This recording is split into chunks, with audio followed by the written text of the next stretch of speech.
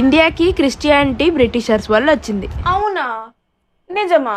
Fact check చేద్దాం. యేసుక్రీస్తు 12 మంది శిష్యులలో యేసుక్రీస్తు చేతి గాయాలలో వ్రేలు పెట్టి చూస్తే గాని నమ్మను అని చెప్పిన తోమా గారు స్వయంగా 52 AD లో ఇండియాకి వచ్చారు.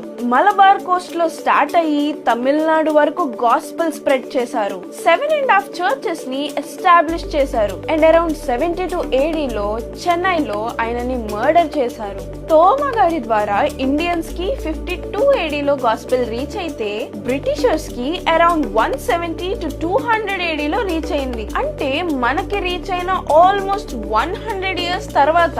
మరి బ్రిటిషర్స్ ఫస్ట్ టైం ఇండియాకి ఎప్పుడు వచ్చారో తెలుసా?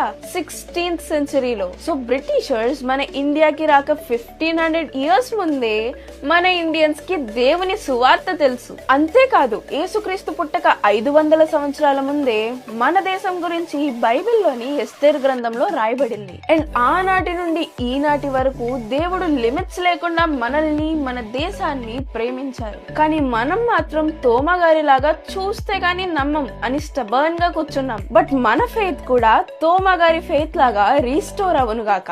ఆమేన్.